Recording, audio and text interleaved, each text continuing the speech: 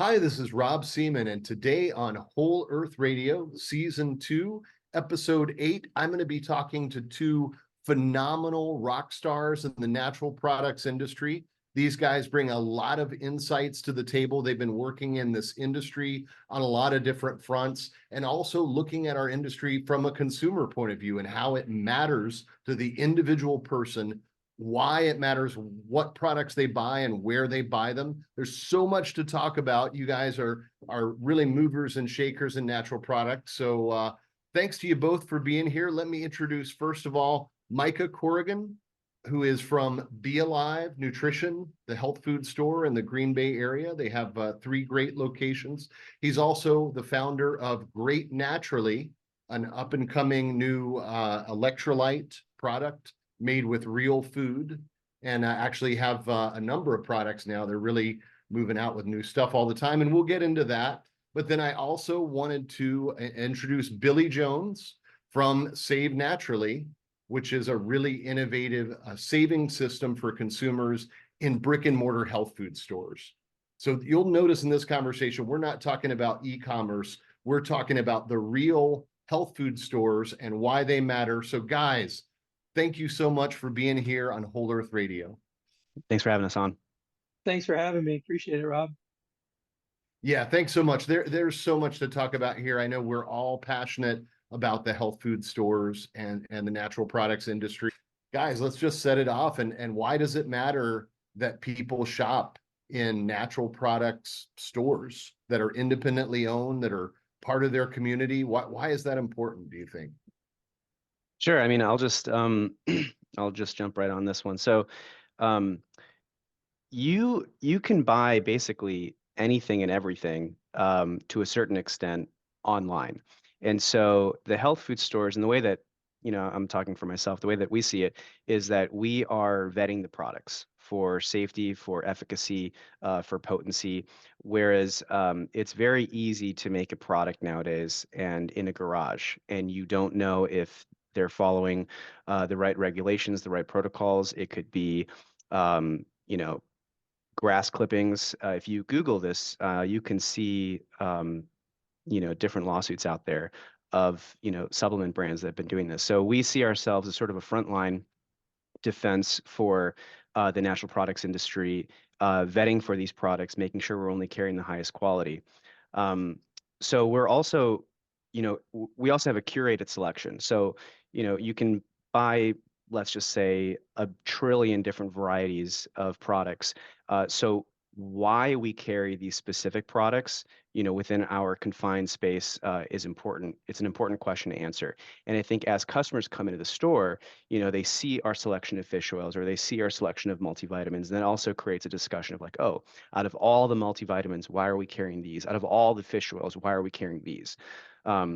So that's kind of that's how we see ourselves at Be Alive. And with online too, there are different how do I say this, like regulations that have come out in the past couple of years that has inhibited people from buying products online. And so that, we also allow basically an option for people that say, hey, if you can't get it at this online retailer, we're always going to carry it in our stores. It's a lot easier for a one company to be controlled by an entity than it is for thousands and thousands of independent health food stores. So it does provide another point of access for customers. Well, and Micah, if I could just jump in there and offer a little bit of a specificity or an example of what you're saying. NAC, right? Yeah, I'm talking NAC. about NAC. Yeah, that was pulled off the largest e-commerce platform in the universe. I wonder who that is. Geez, I won't name any names, but we had our side of the industry, even the NPA. You had Dr. Fabricant out there just taking the FDA to task, and we could probably say a lot about that as well. But there's so much. But I mean, it's a great example. If you want access to products, you really need independent health food stores to make these things available and not have products that are important to people disappear at the whim of any one company? Generally speaking, independent health food stores are where you're going to find the new cutting edge products that are coming out in the industry. Normally, the playbook, what happens is a brand will come out with new products and they may pitch to the large big box stores, and the large big box stores will say, show me the data. And in our industry, we have spins, show me the spins data. And spins data collects and aggregates the times a certain product that barcode rings through a scanner, and that gets compiled into the spins ecosystem. And so these big box stores, and they're probably looking at other points of data too, but they're looking at the data. They don't want to make a gamble on a new product to bring out in their 2,000, 5,000 stores, make an investment, and then it doesn't sell. They're less likely to do that. So new products really get launched at the independent level. And then after the independents have brought it on and educated the customers about these new products and the reason why they're special and the quality of these products, after that demand has been built, then normally a lot of times you see big box stores carrying those products. And, little trade secret, a lot of times they actually are not the same product. They use the marketing of the box. The front of the box looks exactly the same. But if you turn around on the other, look at the supplement fact side, you'll see maybe fewer servings. You'll see cheaper forms of ingredients. And then you can also see, if they're using a proprietary blend, maybe they'll put the cheapest ingredient first, so they're using more of that. But yeah, less potency, fewer servings, and maybe cheaper ingredients is what you'll see, sometimes. I've seen that happen before. So anyway, so at Independence, we're carrying the new products, but we're also carrying the original form that the manufacturer intended. I also want to make that point clear. Yeah, that is a really great point. And I could think of, again, numerous examples. We will omit any company or brand names here, but just numerous examples when, I thought a product was a high standard product. I thought that brand was good. I thought that at least that part of their line was made with quality, let's say, whole food vitamin ingredients. And I just happened to be in Walmart, try as I may, but I see this product on the shelf and I am like, deathly curious on vitamins and things like that. So I want to see what from our industry is creeping over in the mass market. It's so fascinating to me. And then when you turn it over and you see, depending on the brand, not even just dumbed down potencies, not the same product, but yet, like you're saying, the same brand on the front, but also in some cases, depending on the product and the brand, additives, preservatives, non-natural sweeteners that our industry would never allow on the shelf. Even the biggest box of natural markets would not allow this junk on the shelf. But those companies are making a separate product for the mass market.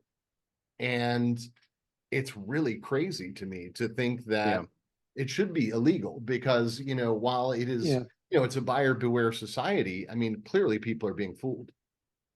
And I just want to maybe elaborate for your listeners, Rob, too. The way that it would work is you have the big box store demanding, they know what their customer's price point is. So they're going to say, look, I love your sales, I love your data, I love everything about it, but our customers are only willing to pay this specific price point. Can you make the product cheaper? And that's kind of where some brands will make a specific product for a price. They're not making a product necessarily for a quality point. They're making a product for a price. And that's where you see all of the corners being cut. And then the thing that really frustrates me is that at the end of the day, the consumers are getting tricked because they are assuming that they're buying the same product that they saw on the independent shelf, and they're buying that brand, they're buying that marketing. They love the product name, they love everything about it, and they're just assuming that it's the same product, but they're so similar. The front of the package looks so similar that, we really have to educate our customers to compare and contrast the back, because the supplement facts panel doesn't lie. That's where the truth is. And in large part, Micah, right? Omni-channel, I understand, right? I understand you're going to authentically, get into each channel. Once you start compromising, like what you're saying, there's a compromising the ingredients, or compromising the servings, or violating MAP, right? Minimum advertised price. So once you start doing those things, at the end of the day, now you're alienating the group that actually put you up to be, it's like, all it handled all the branding, all the education, all the everything, right? Where now you're putting yourself in a situation to where the bedrock of the industry that did this for you, you now are running the risk of them turning their back on. And it's going to happen, right? Because there's so many new innovative products that are coming out that, why wouldn't the independent channel? Because in large part, right, the independent channel, what is there, like anywhere from like 2,500 plus locations throughout the whole country. Like in 2,500, I'm saying that I think that's a low. I think that's a conservative number. Yeah, I've heard as many as 5,000. Exactly. So if you actually put all of that underneath one umbrella, that is an enormous amount of business that you are relinquishing. Because here's the thing too, in large part, the shopper that shops at those independent stores aren't the big box store, food, drug, and mass shopper. It's a different shopper, in a lot of regard. Those types of shoppers are looking for the cheap alternative, and though people want to save money, so there's definitely some crossover, without question, in regard to shopping, but not the same shopper. Not the same shopper. And I'll just pose this question out to you, Billy, and to Rob, right? What I'm curious about is, in the next, 2, 3, 5 years, what's going to happen? So Billy, your point, right? Let's just say these independents start making a landscape shift, right? That's the term that I'm using, just a shift in landscape. And what I mean by that is, we're used to seeing a lot of these legacy brands on the shelves. And I'm just using the word legacy, just, maybe because, they've been established, since the 80s, let's just say that. So a lot of the legacy companies, they're getting bought out. And that's not necessarily like a bad thing, if, whatever. It's just what happens with that. Where do they go? What happens with that sale? And so the point of what I'm saying right now is, what I'm curious about in the next 3 to 5 years is, if the stores, or if the independents decide that they're going to continue making these landscape shifts, and replacing a lot of these legacy brands with the new products. What I'm curious about is what's going to happen with these legacy brands, right? They're owned by new ownership now. They're going full on food, drug, mass, big box store. And now these legacy brands are trying to create new products, innovative products. And now they don't have any more shelf space at the independent level, because the independent level brought new brands in that, they want to partner with. How do those legacy brands survive? What do they do? How do they grow? Who's going to bring in the new products? That's what I'm just curious about. We're already seeing that happen, right? Like we can look at some pretty big brands here that more power. Like they sold, great. You reached your exit. That was your goal. More power to you. Taken over by a bigger company that has different thoughts, ideas, whatever they're trying to accomplish, right? But what we're seeing though is that's not working, and they keep on trying the same thing over and over again. It's almost like these bigger conglomerates that are purchasing these companies think, well, no, they failed and they failed and they failed, but our data says that this is going to work. Mm-hmm. Our data says, as they peel back the onion, no, I don't know why they failed. That doesn't make any sense. Well, how did for us though, our data is lock. This is going to work, and completely taking out the human element of the independent channel, literally saying, okay, goodbye. Right? Look at the history. It keeps repeating itself, and every one of these bigger entities that ends up purchasing one of these companies ends up just getting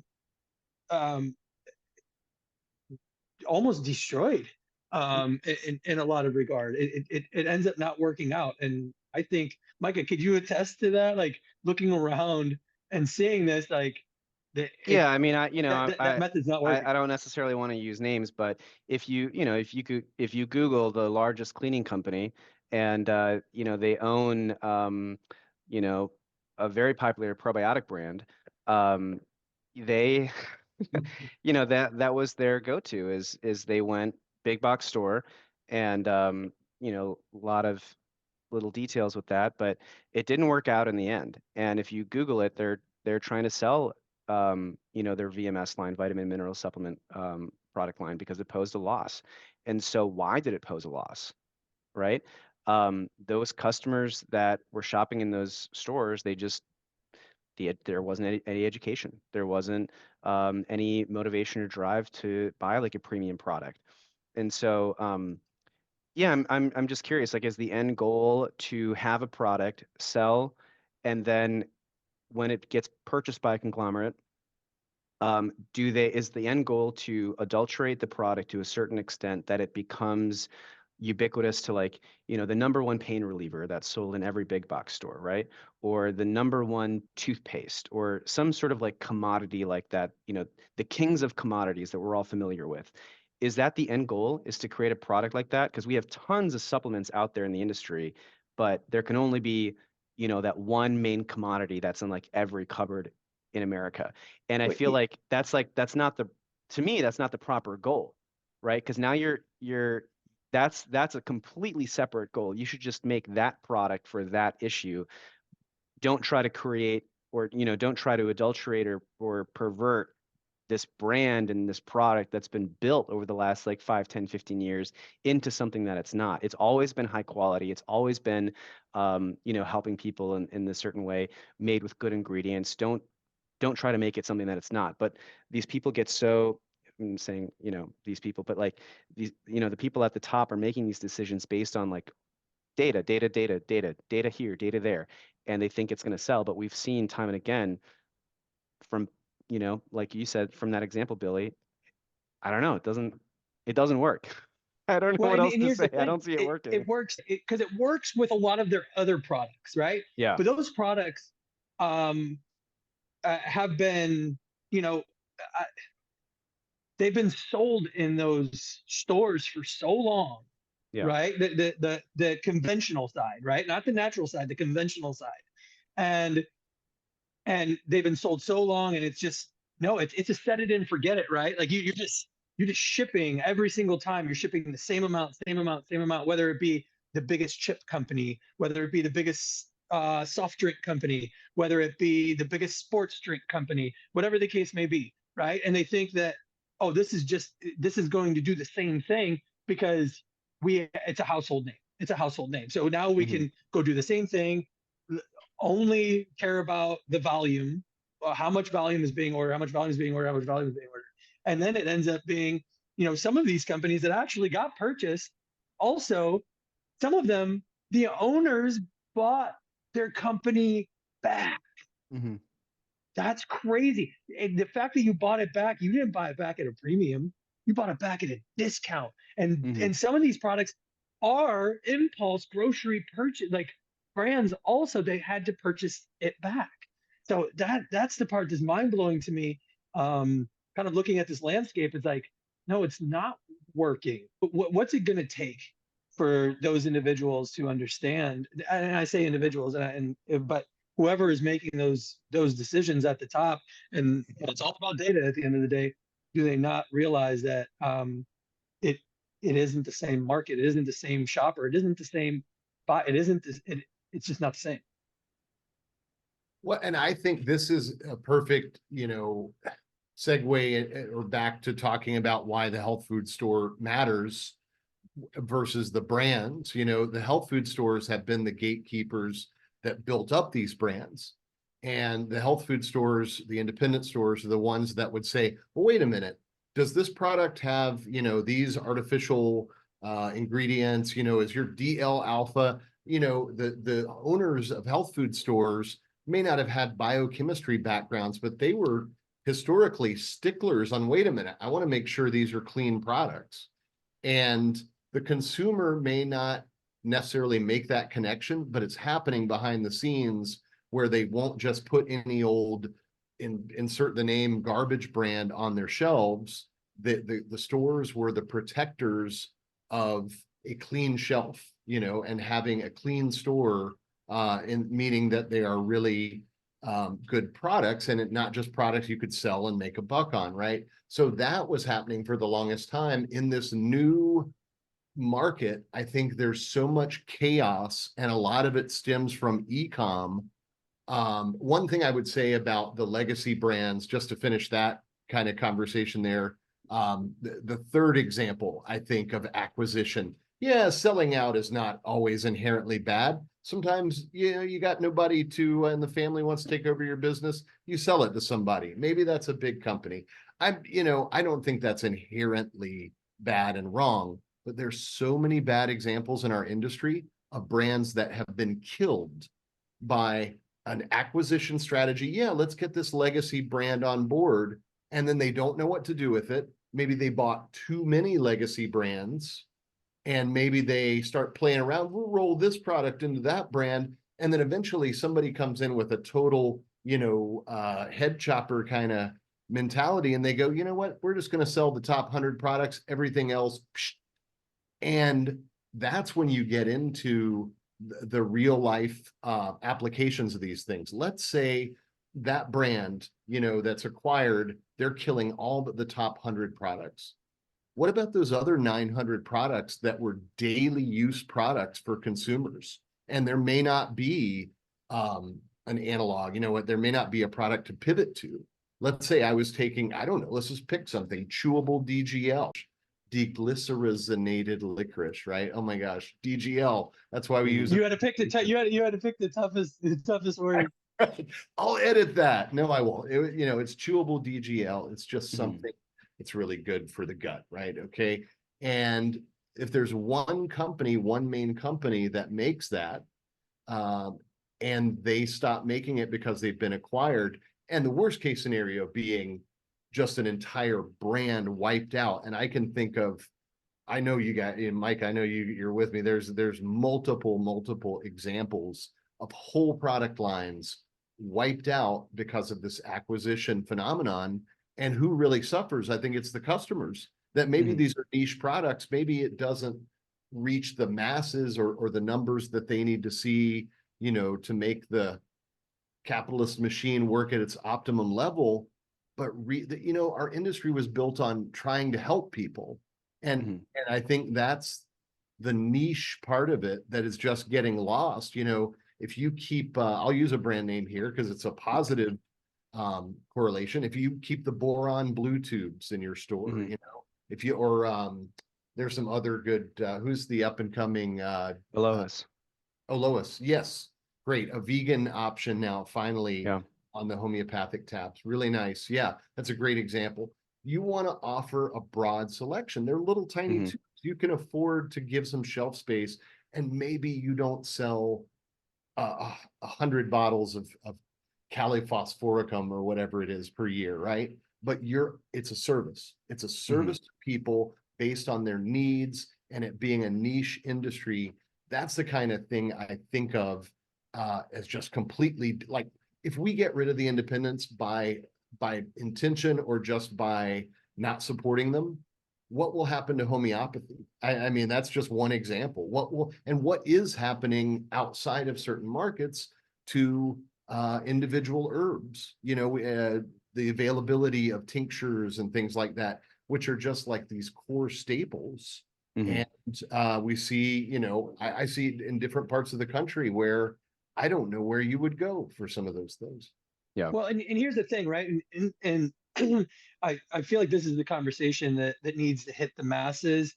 Don't know if it's going to happen in this podcast, but I think as more podcasts and more kind of conversation happens around it, is understanding better, like, who's actually in it for me as an end customer, right? Who's in it for turns, and who's in it because I mean everybody's in it to stay alive. Everybody needs to make some sort of profit, right? You got you got to have turns. You need to have, turns meaning, for those that don't know, like just selling the product off the shelf, right? Getting and getting that product back on the shelf. But when you go to these bigger chains and things of that nature, they're only in it for the turns. You don't have people helping other people in the aisle to be able to ask questions, get questions answered. You have to Google search this stuff. You have to look it up on your phone. So when I go into those stores, me personally as a shopper, I'm not going there to go get educated. I better know what I'm buying when I walk into that store. But if I want to understand something a little bit better, I need to actually physically walk into, a local, independent natural food, store, to understand this a little better. And I'll be honest, right? Everything's wrapped around education right now. I mean, absolutely everything. But as a consumer, right, as a customer, to the industry, I don't have time to get educated on every new thing that ultimately is coming out. I don't have time to look this stuff up. I don't even know what is out there, to be honest with you. I don't know what's new. I don't know what's trending. To be honest with you, the industry doesn't have, um, you know, though a lot of these brands are marketing and are on social media, it's so noisy to cut. I mean, it's how do you cut through the noise of social media? It's almost impossible. How does something float to the top? Okay, we hired a bunch of influencers to do this, that, and the next thing, but so is everybody else. What goes viral, right? It really is all, to me, coming back to, where is the customer going to get best educated, instead of what is the coolest thing trending on TikTok right now. Oh, this So, is cool. so I see like, yeah, I mean, your point, Billy, right? And then I'm just kind of connecting, Rob, your theme too. The theme is sales versus education. So I always joke, right? So if it's just about sales, like at the store level, I'm talking about BALIVE, right? If it's just about sales, if it's just about sales, why don't we sell cigarettes? Why don't we open up a photo print center? Why don't we start selling gasoline? Why don't we start selling, there's a number one multivitamin out there that's in every cupboard in big box stores. Not very good quality, but it's the number one seller. If it's just about sales, why don't we just sell, cigarettes? That's what I always joke about. And it's not about sales. I mean, to a certain point, but it's not all about sales, only about sales. And that's where Billy's point was with education, right? We want to carry unique, high quality, potent, effective, safe products for our customers that will help them.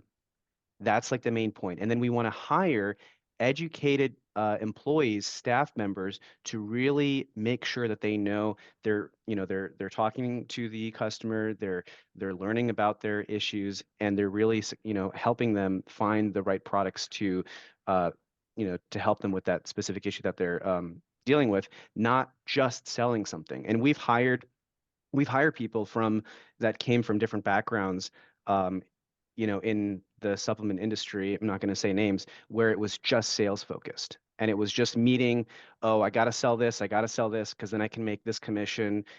We don't work off of commission. And it was such a relief for these employees when they, joined our team, that it wasn't a high pressured sales environment. I got to sell. It doesn't matter if it's good for the customer. I got to sell this because I got to meet my quota. That's not what's happening in health food stores. They really want to help the end user, the customer.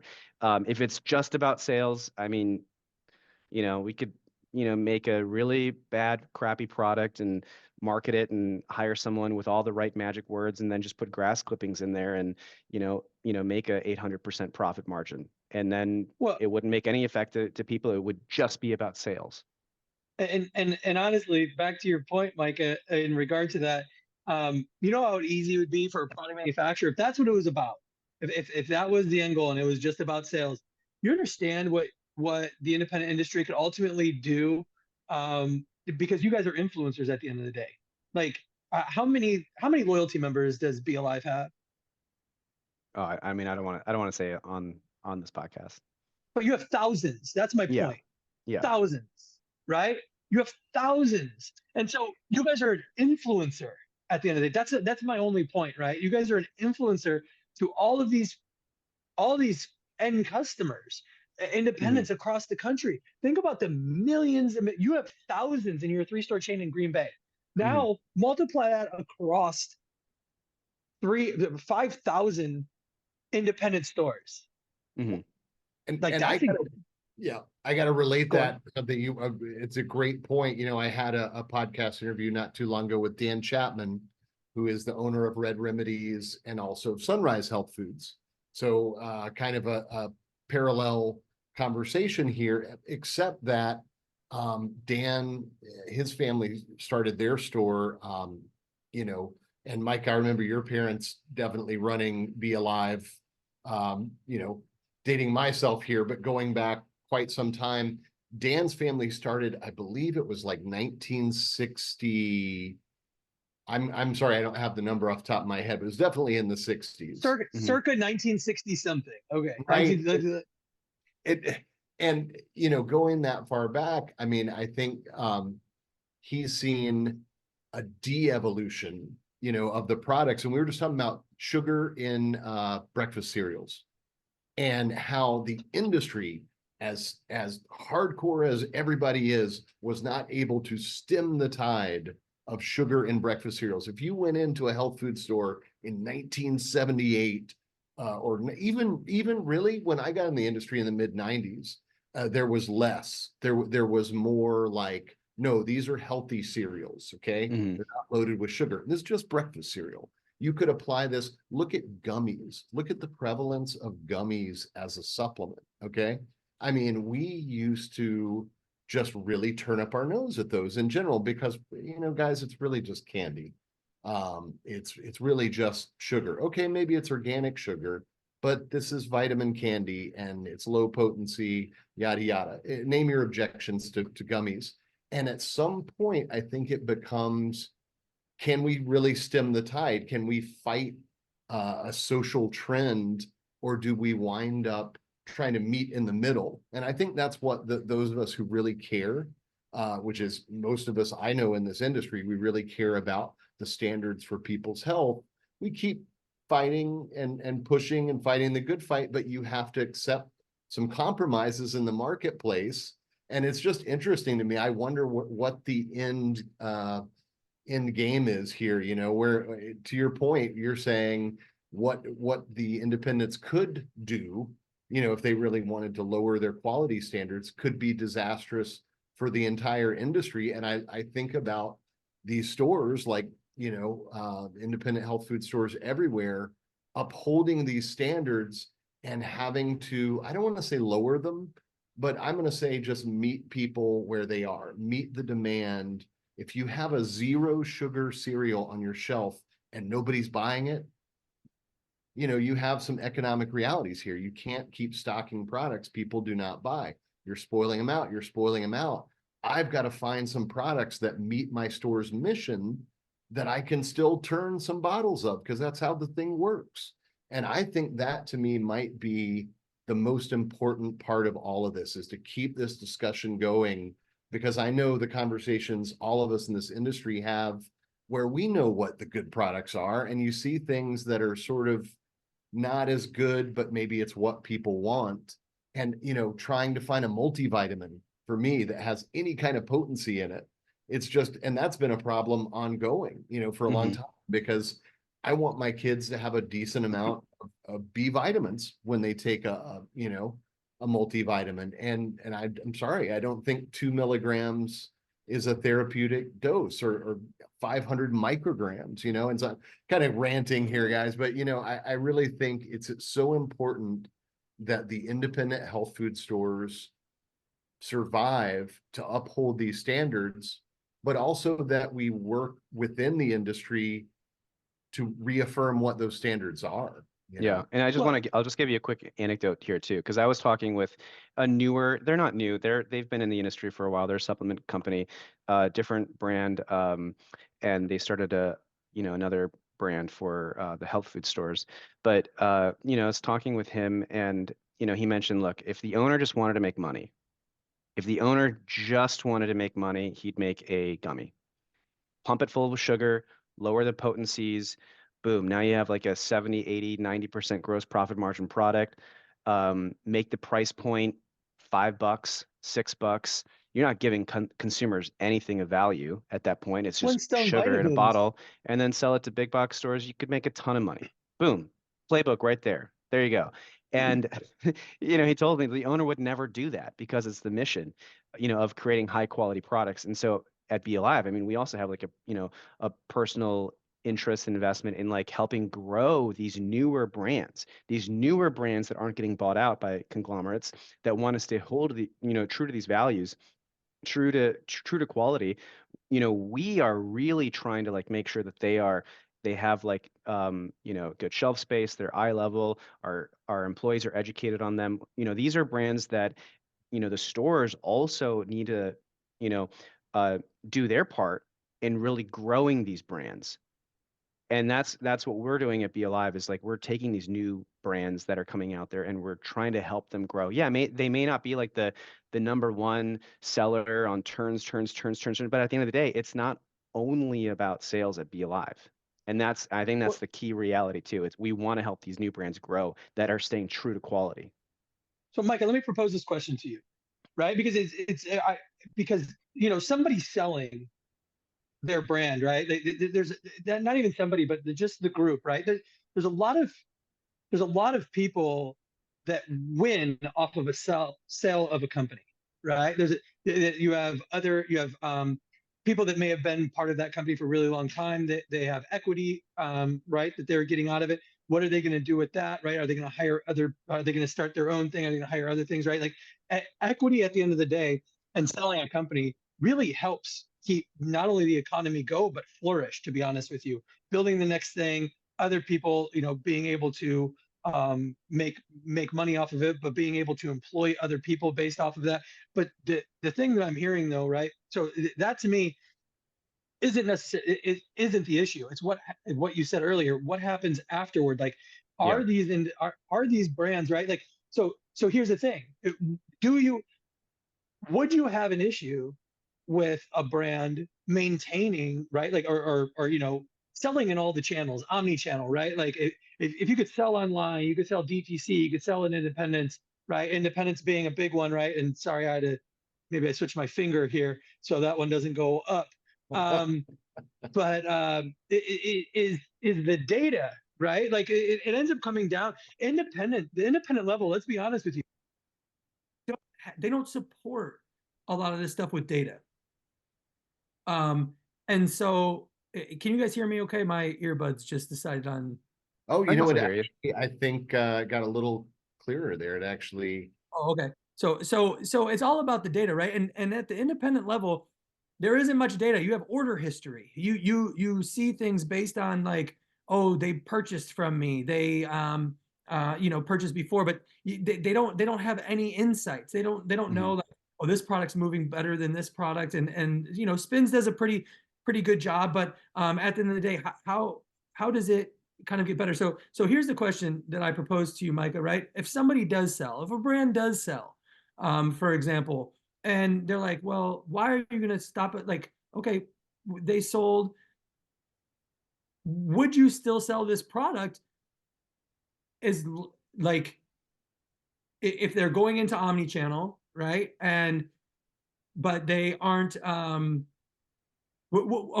let me just stop there and just ask the question. What would you allow to sell that brand in your store still? What would need to happen where you're like, hey, this is a level playing field. This is like they're maintaining the I just integrity. want to make sure that consumers aren't tricked. One of the biggest frustrating things is at our store level, we have to re-educate the customer by saying, yeah, I understand that like the product that looks green and blue on the shelf is $30, and the product that you saw at the big box store that looks green and blue is $2. We're not making the prices up. There's a reason why that's $2 and this is $30. And they're tricking consumers. And that is the biggest gripe that I have. One of the largest frustrations that I think all retailers can attest to is trying to like re-educate the consumers. Like, no, this is like they're tricking you guys. They're not the same product. And so if they can, I haven't really seen it done though before, because when a brand gets established, they have to decide where they're going to go. Are they going to go into practitioner side? Are they going to go into health food stores? Are they going to go into like food, drug, mass? How are you going to create a product? I can already list you, I'm not going to say names, but like, new brands that come out that I see on TV commercials, they're, in all the big box convenience stores, right? That's a perfect example of like, boom, you just got created. They're a big box store brand. Great, low quality, love it. And then newer brands that come out, they're like, okay, how am I gonna support my staff? How am I gonna pay my buildings? How am I gonna pay for reorders and products? Am I gonna grow my brand at the independent level, in the practitioner, kind of be more like boutique? Is my profit going to be on smaller baskets, smaller orders, but a larger gross profit margin? Or am I gonna go for volume and make a lot less money, but do huge turns with big box stores? How am I going to do that? And so what's happening is they make it, a lot of the legacy brands, they made it with the high quality motivation, and they're saturated. They're in every health food store. They won. They won. They're in every single health food store. They won. But instead of being happy, they have this like mentality of like, oh, I got to see 10% year over year ROI, 15% year over year ROI. I got to keep growing. Where are you going to grow? Where are you going to grow? Amazon, I'll say that name, right? Amazon grew 15%. They had astronomical growth for the last 10 years, 15, 20 years, right? But now they don't grow like that anymore because they're so saturated. They're getting like 1, 2, 3%, right? They're not growing like double digits anymore, but they were. So with these brands, they're not growing double digits anymore. They're saturated. They've won. Congratulations. And so now what they're doing is they're dabbling with, big box stores. I mean, they could go international. Maybe they could go to Mars. They could go to Pluto. Maybe those like are emerging markets over there. Who knows? But what they're doing, and what I have a frustration with, is now they're going to go across the fence, try to get that growth in the food, drug, mass industry, in the big box industry. Are they going to dumb it down? Are they going to try to take all the customers that were in health food stores that were happily buying products there and transition them into the big box stores? Like so I don't know. I don't have an answer for you, Billy, but one of the biggest points for me is I just want to make sure the quality of the product is the same and they're not tricking consumers at the end of the day, because it's not good for anyone at the end of the day. And also they're not violating their MAP policy, right? Like once they do that, now you're competing on a price scale that is like, wait, hold on a second. You're like, I'm selling you for $21, and now you can go online and buy the same exact product for $17, but your MAP is at $18 or $19. Yeah, I mean, so that's a great point too, Billy. So at BALIVE, we sell everything every day, 24 hours, 7 days a week, every single day of the year, at the MAP price. And MAP stands for minimum advertised pricing. Another name for that other retailers use is best price. Another name that some retailers use is, I call it the Amazon suggested retail price. That's what we sell it at every single day, the MAP price. And then from there, I negotiate a margin with the product manufacturer. But to make up a price, right? I mean, let's just say I sell the thing for $1 million MSRP and I do 1,000% off every day. Like, percentages are just kind of like, no one understands percentages. That's such a 90s, 80s thing. At the end of the day, you're looking online, you're looking at the internet, you're looking, at the store level, et cetera, and you're just seeing a price. Who has the cheapest price? That's what's going on. And so we always sell everything at the best price that we can online, given by our manufacturers, the MAP price. And then if our customers do see a lower price, we are always happy to do a price match. There's a few exceptions, because there's certain fake products out there. There's certain ways that people can game the system, but we do valid price matches. If it's a valid price match and it's valid online, happy to do price match. And here's the point though, Billy. If a company doesn't have a MAP policy, let's just say it was the cure for cancer, the cure to cancer, and the brand came to me and it said, hey, look, you got to sell it at your stores for $100, but on Amazon, we're only going to sell it, you can buy it $20. I'm like, okay, great. Honestly, I'm just going to have my customers go there and buy it, because I'm not going to like rip off my customers and have them pay an extra, $80. Why? They can get it at a great price there. So that brand has just decided that they only want to put their eggs in that basket. They only want to make their brand in that basket, which is fine. It's free market capitalism. Go ahead. Sure. I don't care. I'm going to focus on other brands, right? And so now let's just say that brand who doesn't have that MAP policy or whoever, gosh, man, I really hope that your influencers are doing a good job. Gosh, I really hope that you can sell so much, invest so much money on your marketing that your ROAS is such a good number that you can really just like, man, I don't know how you're going to like break through the white noise, because every single day, a son and his mother and their grandmother and their cousin are coming out with a new brand every single day. We're living in the golden age of capitalism, and there's new brands being created every single day, every single week, every single month. And you as a consumer, I can only imagine, right? You're just like overwhelmed. What do I buy? I just want a good product. I just want a good product that will help me.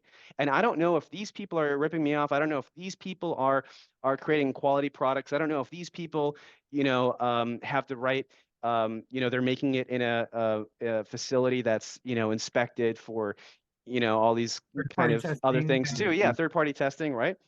I don't know. I mean, I'm just making a decision on this 1" by 1" white background screen. And gosh, I hope that keyword tag is great and the marketing words beautiful. Man, if that's how you're going to invest your company and how you're going to like have consumers buy your product, by all means, go ahead. It's not fine with me. That's fine. I'm going to promote these brands. And I mean, if that's like the way that brand wants to do it, best of luck, but that online marketplace is littered. It's a graveyard of brands that have tried to do that. And you're pretty generous, Mike, and I agree with your assessment, because we have no control over that. If brands are going to go that way, that's what they're going to do. Your main response is to say, I'm not going to partner with that brand because I see that they are not doing business in a way that is compatible with my way of doing business. And like you said, maybe they're, cheating the customer to some extent because they don't really care. They're showing you they don't really care about the customer, which brings up other questions. So you at BALIVE want to partner with brands that care about the customers and care about, I would say, the integrity of the channel, of the natural products channel, why that's important. And I really have to add this last point here too. Do these brands value education? Because we pay our employees well. We pay, we invest in their education constantly. And so what's going on, and this is like, you can't change this. You can't, but the playbook is that a brand gets created, it goes into the health food stores, right? The educated staff in the health food store educate the consumer about the why and why this product is great and phenomenal, et cetera. And then after they've reached a certain critical mass, then these brands will go to the food, drug, mass stores and be like, look at all these sales. And so now what these brands do is they, exploit the labor of the education piece of these health food stores, and then they make the sale at the food, drug, mass store. And so that's something that, is always also frustrating. It's just like, well, I'd love it if we could, pay our employees, sure, minimum wage. Why not? And then, I can increase the gross profit margin and then make my net profit better. But no, we're paying people well. That, these expenses are not nothing. So we think investing in education is absolutely important.